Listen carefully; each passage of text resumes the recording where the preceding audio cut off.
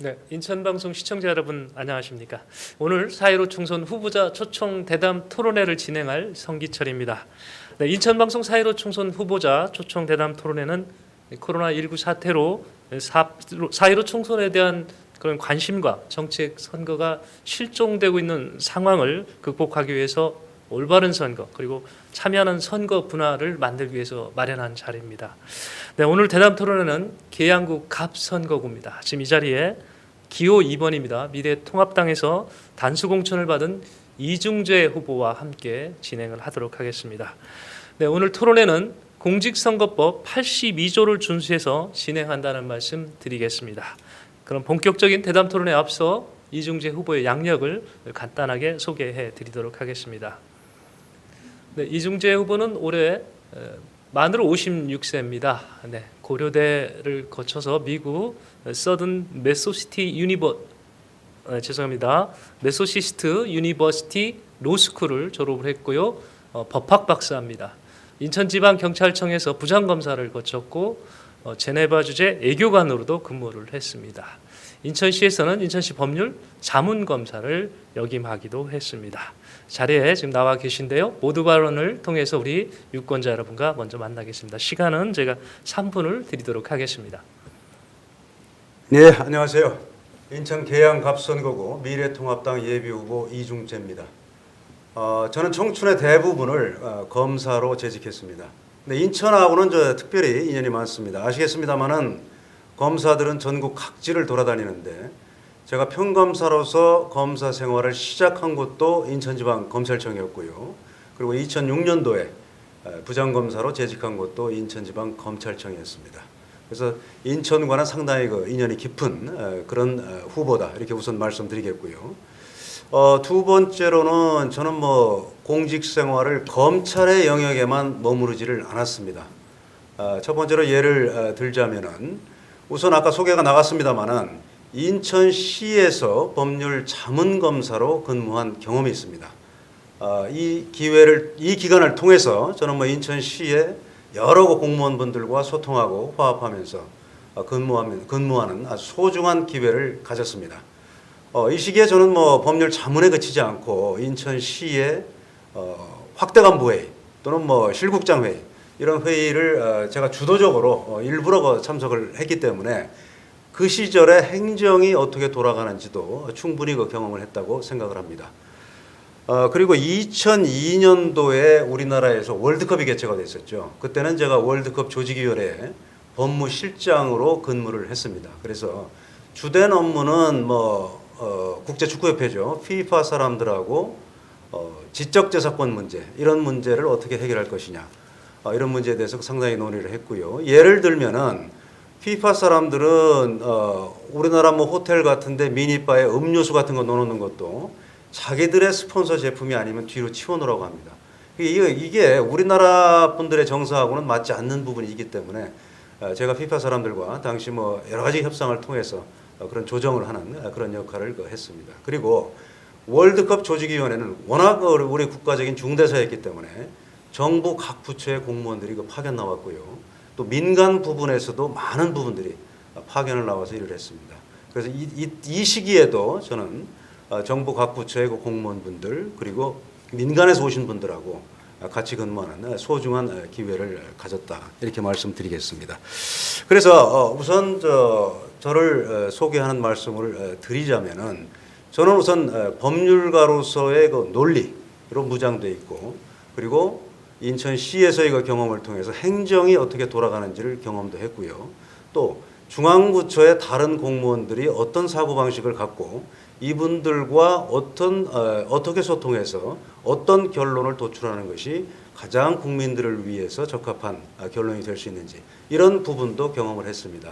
그래서 요약해서 말씀드리자면 국회의원의 직무는 결국은 우리 사회 각계각층의 다양한 이해관계를 가진 분들의 말씀을 경청을 하고 이걸 분석하고 그래서 그분들이 필요로 하는 사항은 충족을 시켜주고 그 다음에 그분들이 불편해하는 사항은 해소시켜주는 이런 내용의 법률을 제정하는 게 국회의원의 가장 중요한 직무라고 생각을 합니다. 그래서 이런 측면에서 볼 때 저는 어느 후보보다도 국회의원직을 잘 수행할 준비가 돼 있다. 이렇게 감히 말씀드리겠습니다. 네, 사회자가 들어가는 질문을 좀 하나 드리겠습니다.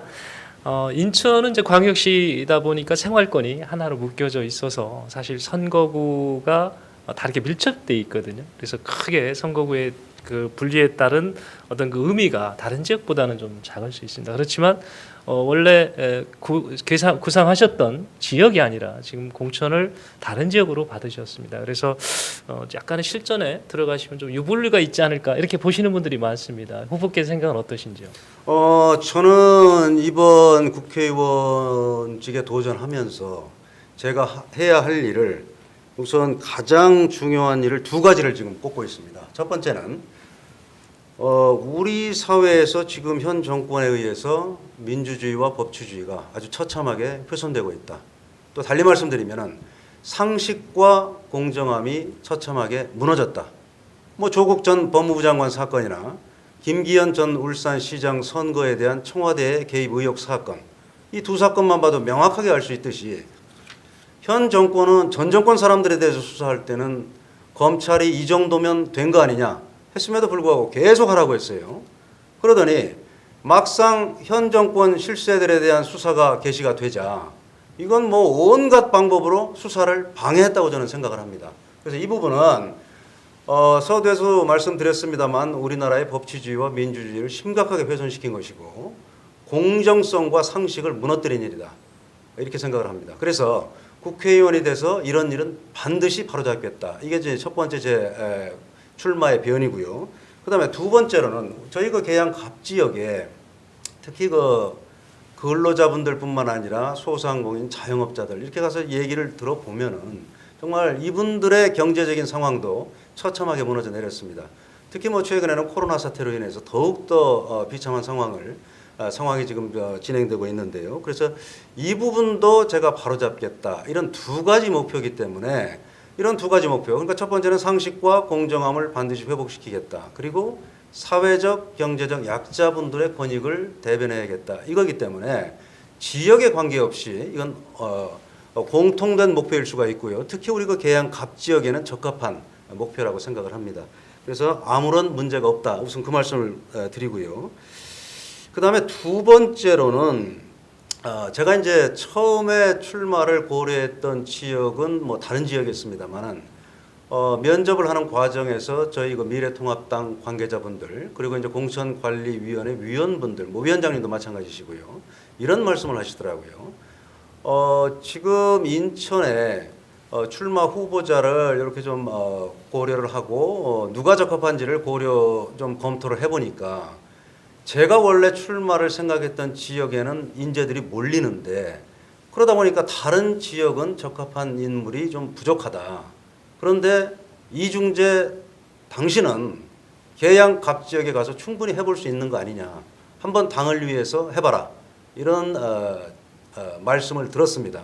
그래서 저도 며칠간 검토를 해봤습니다만은 우선 저희 그 당과 공관위에서 저를 그렇게 높게 평가해 주신 거에 대해서 당시에도 감사를 드렸었고 지금도 감사를 드리고 있습니다.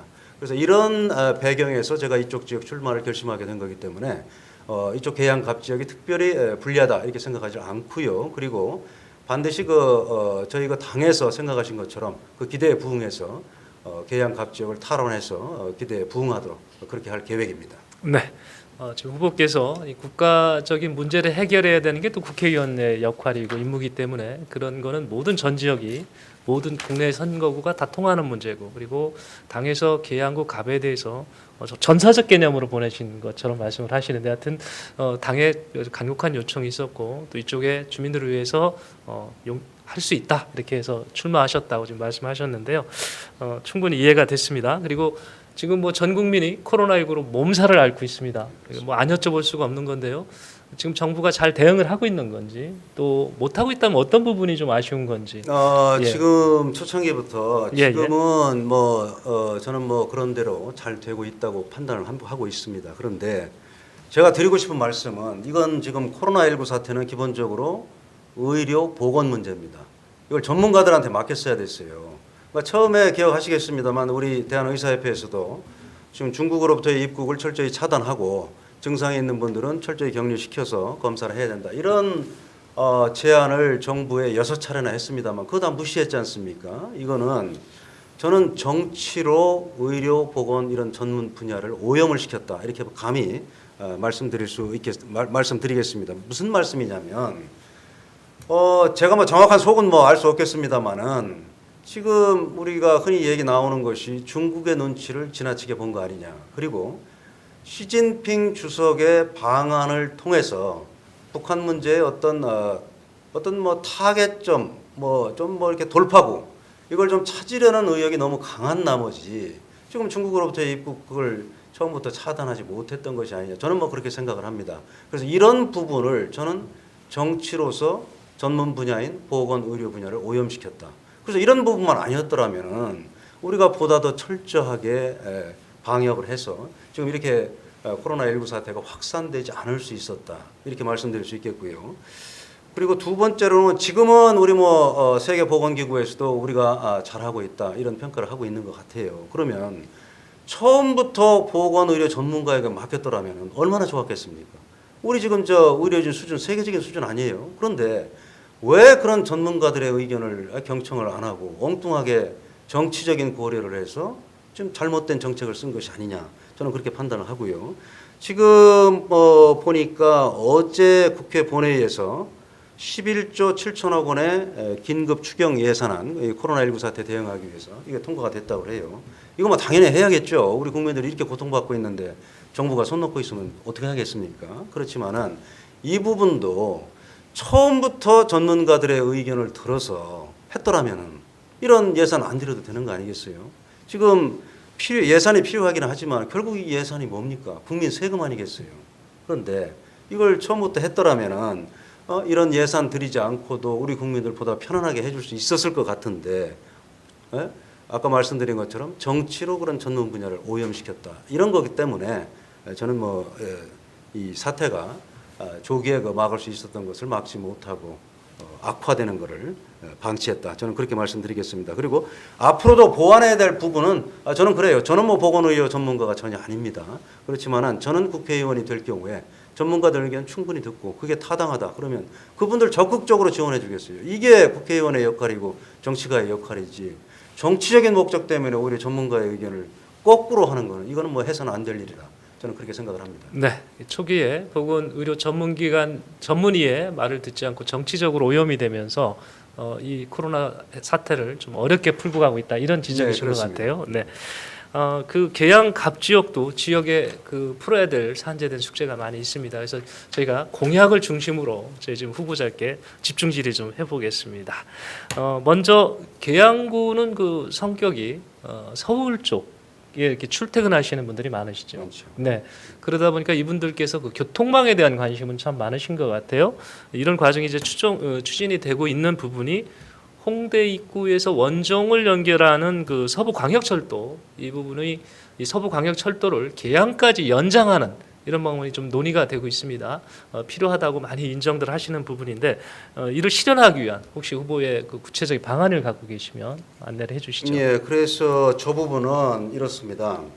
지금 홍대 입구에서 부천시 원종동까지 철도를 연결하는 것은 이미 2016년도에 우리 국토교통부에서 제3차 국가철도망 구축 계획에 포함을 시켜 놓은 겁니다. 그래서 이 부분은 제가 볼 때는 다 서울시하고 협의할 그런 여지가 많이 남아있질 않았어요. 그렇기 때문에 훨씬 추진하기가 쉽다. 저는 이런 판단이고요. 지금 더불어민주당 후보의 공약을 봤습니다만은 거기는 이렇게 돼 있어요. 홍대 입구에서 원종선 그걸 활용하는 방안도 지금 말씀하시는 것 같고 또 서울 지하철 2호선을 신도림에서 연결하는 이런 방안도 지금 말씀을 하시는 것 같아요. 그런데 지금 서울 지하철 2호선을 연결하는 문제는 서울시에서 처음에 합의를 한 게 차량 기지를 서울에서 인천의 청라 같은 지역으로 옮겨라 이걸 전제로 동의를 해준 거예요. 그렇게 할 경우에만 서울시에서는 차량 기지를 인천으로 이전시키고 그 차량 기지 이전 부지를 본인들의 이익에 맞게 활용을 할 수가 있는 거 아니겠습니까? 그런데 차량 기지를 인천 쪽으로 이전을 시키면은 거리가 너무 멀기 때문에 출퇴근 시간에 원활하게 지하철을 공급할 수 없다. 지금 이런 문제가 있었다는 거예요. 그렇기 때문에 지금 서울시에서는 그럴 생각이 없는 걸로 없다고 저는 생각을 합니다. 그런데 지금 뭐 인천시의 박남춘 시장님의 그 공약에도 그게 들어가 있었는데 지금 인천시와 또 뭐 우리 계양구의 더불어민주당 후보께서는 그 부분을 좀 정확하게 밝히고 있지 않으신 것 같아요. 그래서 이 부분은 오히려 현실성이 없다. 왜? 서울시하고의 합의가 전제인데 서울시에서는 이미 합의할 의사가 없다. 저는 뭐 그렇게 생각을 하고요. 그렇기 때문에 지금 제가 내세우는 홍대 입구에서 부천시 원정동까지는 이미 국토교통부가 계획을 갖고 있는 거기 때문에 거기에서 우리 계양갑 지역의 뭐 서운동, 작전동, 효성동까지 연결하면 최장길이 한 9.5km밖에 안 돼요. 그래서 그 부분을 연결하는 것이 훨씬 현실적이다. 그리고 실현 가능하다. 저는 이 부분을 말씀드리는 거고요. 그리고 두 번째로는 저는 이런 지하철 문제, 철도 문제를 새로운 시각으로 접근하고 싶어요. 뭐냐면 제가 공약에도 썼습니다만 교통 편의를 주민들에게 제공하는 것은 단순히 중앙정부에서 시혜적으로 그러니까 뭐 은혜를 베풀듯이 뭐 돈을 주는 그런 개념이 저는 아니라고 봅니다. 뭐냐면 교통 편의는 저는 인권이라고 봅니다. 우리가 이제 흔히 인권이라고 하면은 무슨 뭐 고문을 당하지 않을 권리다, 무슨 표현의 자유다, 뭐 이런 얘기를 하는데 그거는 전통적으로 시민적 정치적 권리라고 해요. 인권 중에서. 그런데 인권의 큰 축의 하나가 뭐냐면 경제, 사회, 문화적 권리입니다. 우리가 경제 활동을 하고 사회 활동을 하고 문화적인 어떤 혜택을 누리기 위해서는 이동 수단의 제공이 필수적입니다. 그렇기 때문에 무슨 공원을 간다든가 음악회를 간다든가 극장을 간다든가 이런 경우에도 이동 수단이 편리하게 주민분들께 제공되지 않으면 그런 권리를 누릴 수가 없어요. 그렇기 때문에 교통 편의는 인권이다. 저는 이렇게 말씀을 드리고요. 이거는 중앙정부에서 은혜를 베푸는 게 아니라 주민들의 인권을 보장하는 일이다. 그리고 국제인권법에서도 지금 어떻게 얘기를 하냐면 물론 경제사회 문화적 권리를 실현해 주기 위해서는 재원이 필요합니다. 그럼에도 불구하고 전통적인 시민적 정치적 권리와 경제, 사회, 문화적 권리는 절대 분리할 수가 없고 상호 연관되어 있다. 이게 국제인권법에 아주 거의 확립된 추세입니다. 그렇기 때문에 꼭 필요한 지역, 저희 한번 지역을 보십시오. 효성동, 작전동, 서운동 이 넓은 지역에 지하철역이 작전역 하나밖에 없어요. 그럼 우리 주민들 어떻게 하란 말입니까?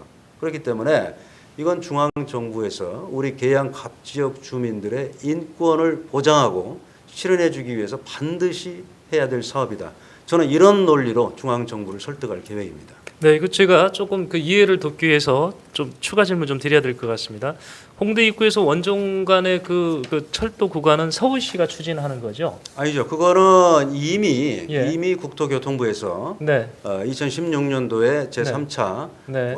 국가철도망 구축 계획에 포함을 시켜 놓은 거죠. 네, 근데 이 선을 그러니까 정부하고 이제 서울시하고 협의가 돼서 진행이 완료가 된 건데 이 선을 계양구까지 연장해 달라면 서울시가 반대할 거라는 거. 아니죠. 맞습니까? 그 문제는 이미 네. 저 국토교통부에서 확정을 해놓은 거기 때문에 그렇습니까? 그렇죠. 차량 기지 뭐 이전 문제나 이런 게 발생하지 않죠. 그렇기 네, 때문에 오히려 중앙정부하고 주로 협의를 하고 네. 서울시에 뭐 어느 정도 일정 부분 양해를 얻으면 이건 충분히 가능한 일이다. 네. 서울시에서 뭐 부천시 원정동에서 우리 계양 갑 지역까지 지하철만 구축하는데 서울시의 예산이 들어가는 것도 아니고요. 예. 그렇기 때문에 이건 뭐 중앙정부하고 협의하면 충분히 가능하다. 그러니까 이게 서울시 오히려- 협의 대상자가 서울시가 아니고 그렇죠. 국토교통부라는 그렇죠. 말씀인 그리고 거죠? 국토교통부에 이미 원정동까지는 계획이 서 있는 거니까 예. 하는 김에 우리 저 계양 갑 지역 주민들은 그럼 중앙정부의 국민이 아닌가요? 네. 그렇기 때문에 이건 충분히 가능하다. 저는 그 말씀을 드리는 겁니다. 예, 그러니까 실질적 권한을 갖고 있는 교통부와 협의를 통해서 그 연장선을 완성하도록 하겠다. 이제 이런 말씀인 거죠. 예, 네. 예. 네, 두 번째 그 공약 좀 한번 또 살펴보도록 하겠습니다. 그 계양구에 서부 간선 수로라는 게 있었나 봅니다. 이게 그래서 있죠. 제가 좀 예. 찾아보니까 1966년부터 부평과 계양 그리고 김포 지역에 그 농사를 짓는 그 물을 공급하던 그 수로가 였었나 봐요. 근데 이 수로 주변은 이제 다 개발이 됐는데 아직도 그 수로가 그대로 남아 있다고 그럽니다. 이제 수로를 개발하는 공약을 내세운 것 같은데 그 내용을 좀 설명을 해주시죠.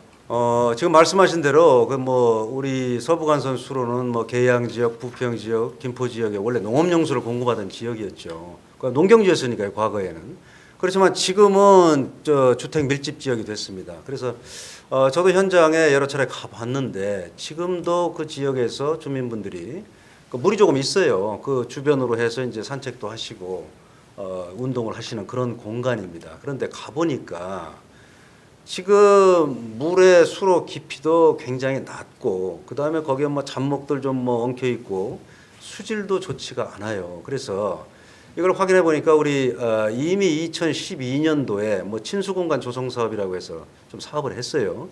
그래서 이제 그 전보다는 좀 나아졌는데 지금도 수질이 좋지 않고 물이 깨끗하지 못해요. 그래서 이런 환경에서 우리 계양갑 지역 주민분들이 거기서 운동도 하고 이렇게 하기에는 지금 하고는 계십니다만은 좀 부적절하다.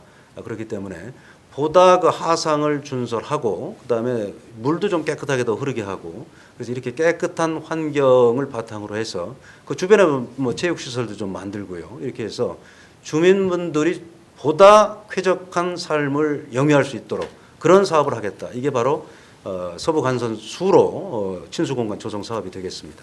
네, 이 길이가 그 저희가 생각했던 것보다는 많이 긴 것 같습니다. 그래서 이거를 이제 친수 공간을 만드셨을 때 어떤 기대 효과도 크다라고 지금 보시는 것 같아요. 그렇습니다, 그렇습니다. 지금 뭐 일부 구간 했습니다만 저희 뭐 계양 갑 지역만 하면은 네.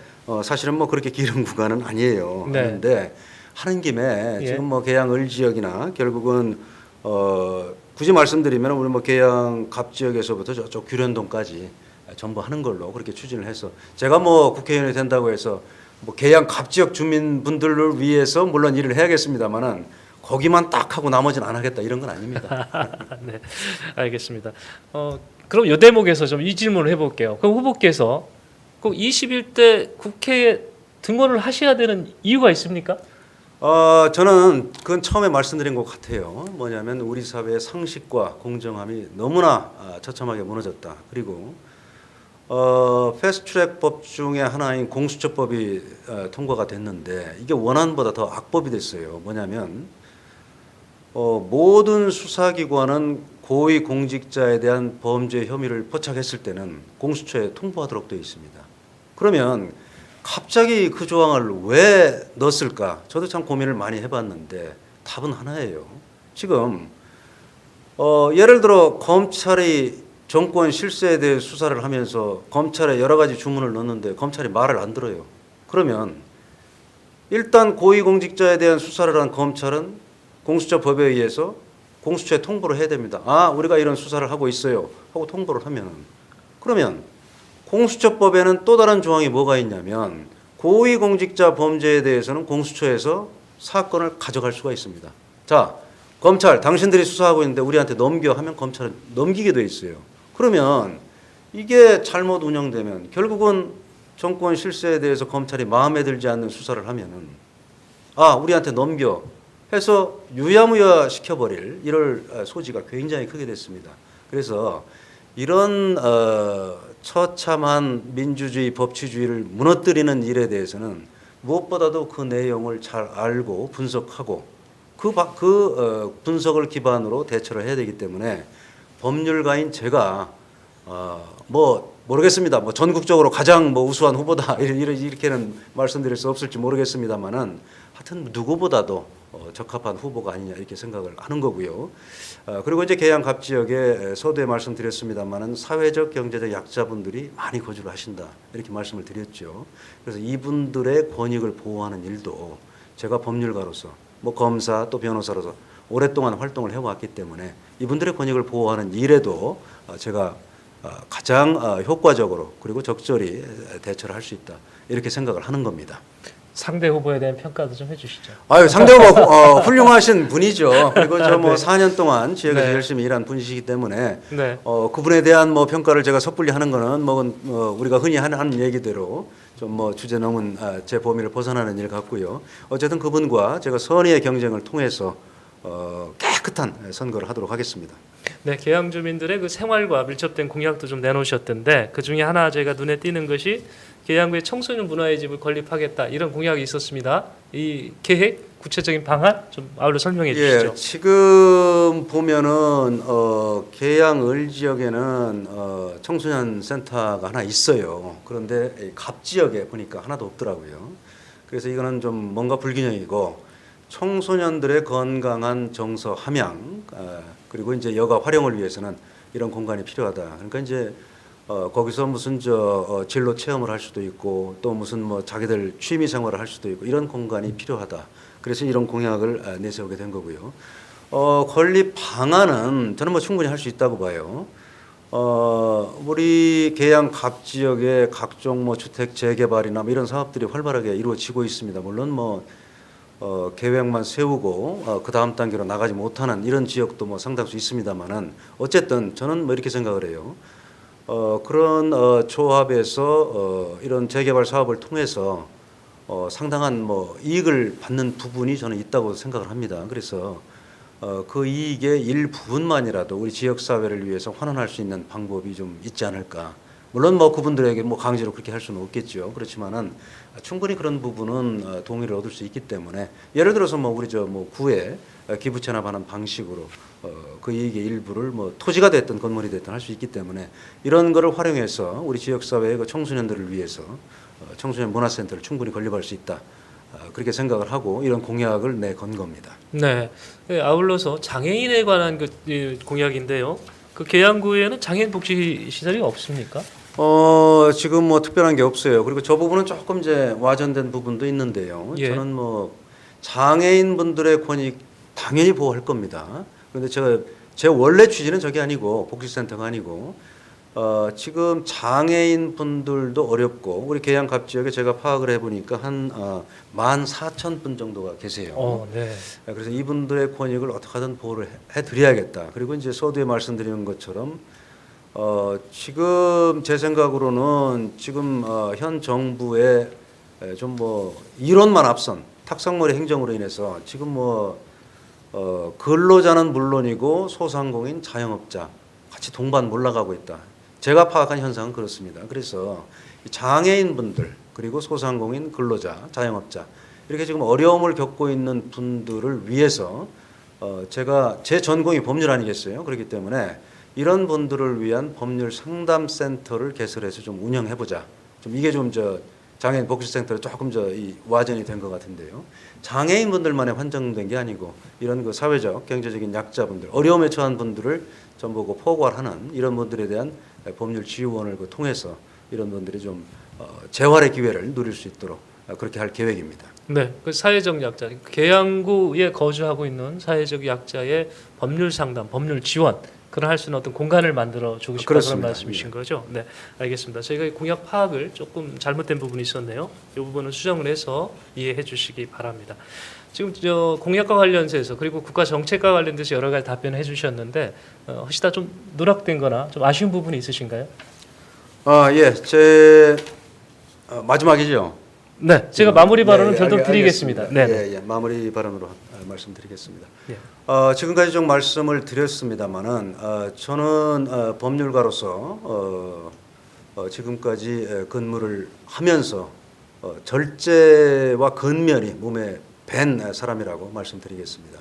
그리고 법률가뿐만이 아니고 인천광역시에 근무했고요. 그 다음에 월드컵 조직위도 근무했고 아까 말씀드리지를 않았습니다만은 감사원에도 제가 나가서 감사원장 법률보좌관으로 일하면서 정부 부처의 어떤 점이 문제이고 또 이걸 어떻게 개선을 해 나갈 것인가 그게 이제 감사원의 역할이기 때문에 그런 부분도 많이 보았습니다. 그래서 한마디로 말씀을 드리면은 저는 법과 정의를 알고 그 다음에 행정이 어떻게 돌아가는지도 충분히 경험한 후보입니다. 그래서 계양 갑 지역은 일부 기간 보궐선거를 제외하고는 지난 24년간 저희 보수 당이 승리하지 못한 지역입니다.